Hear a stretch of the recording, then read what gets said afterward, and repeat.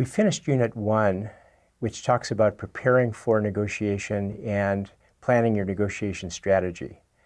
And now we're ready to move on to the actual negotiation itself and to look at some key tactics for success during the negotiation. In covering this unit, we're going to focus on three main aspects. First, the importance of getting to know the other side at the beginning of a negotiation. Second, the importance of understanding your power and where your power comes from. And then finally, and this is where we're going to spend most of our time, what negotiation tools, what psychological tools can you use for successful negotiation? And by the same token, what are the psychological traps that the other side might use and that you want to avoid?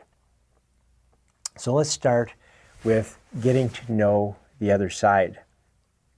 Now, this ability or willingness to get to know the other side first is difficult for people from some cultures. It's often difficult for Americans, for example. Americans tend to be very time-oriented. Time is money. When we go into a different culture, often we'll set aside a set amount of time for the negotiation. And we want to get right down to business. We want to start talking about the deal immediately rather than spending the time to get to know the other side. However, it's not only Americans. Other cultures have similar traits.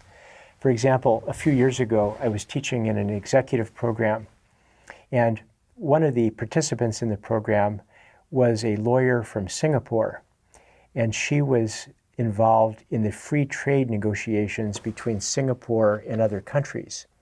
And she explained to me that she felt Singaporeans were very similar to Americans, very linear, very task-oriented, very focused on moving right to the negotiations.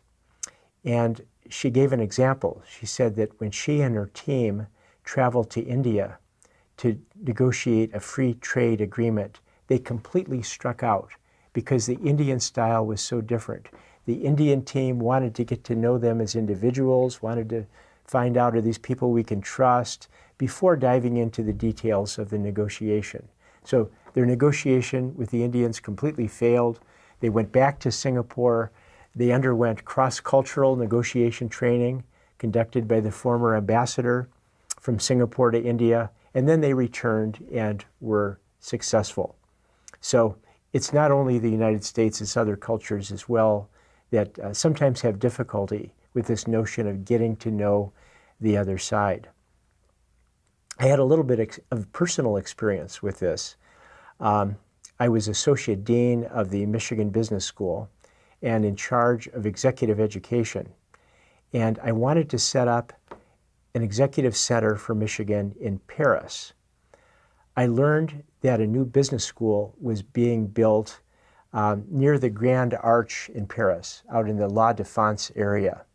And I very much wanted the new business school to give me a floor or a half a floor in their building to conduct executive education. And I knew this would be very expensive because this is an expensive part of Paris. Paris is an expensive city. So I was looking forward to some very difficult negotiations. So I flew over to Paris with 2 faculty members, and when we arrived, the president of the new university and the dean of the business school invited us out for dinner. And we went to a quaint little restaurant on the left bank, and we spent an evening in the restaurant talking not about the lease negotiations, but about other things. And as it turned out, the president of the university had done his doctoral dissertation on an obscure English poet and mystic by the name of William Blake. As it also turned out, one of the faculty members with me was a William Blake fanatic. He loved William Blake. And so they spent the entire evening rhapsodizing about how great William Blake is. The following morning, we walked into the negotiating room. We had a half day scheduled for the negotiation. The other school basically gave us the space we wanted.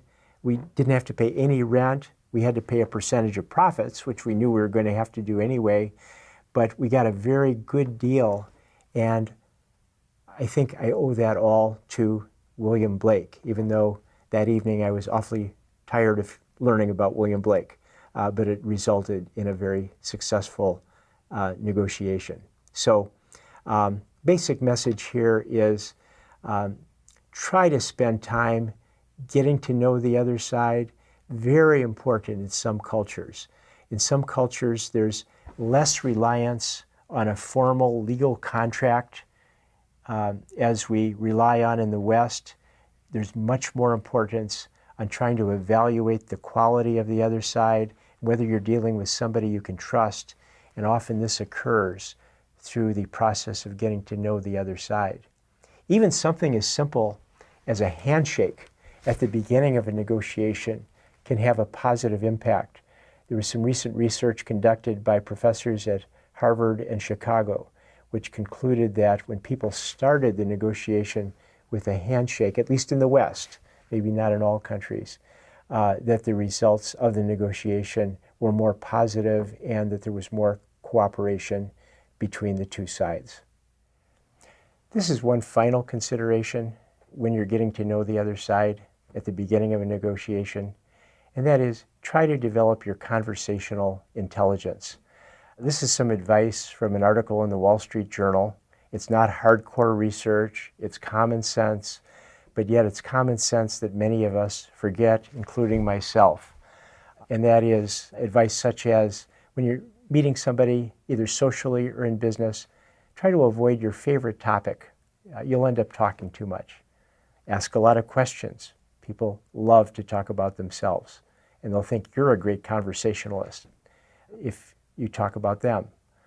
And finally, listening is critical. We're going to be talking more about listening, but here you have some cues from Mr. Ninan. Say things such as, so you think that, so what you're saying is, a conversation can go on indefinitely, as he points out. So again, just some common sense tips on getting to know, on conversation intelligence when you're getting to know somebody at the beginning of a negotiation, or if you're in any social setting.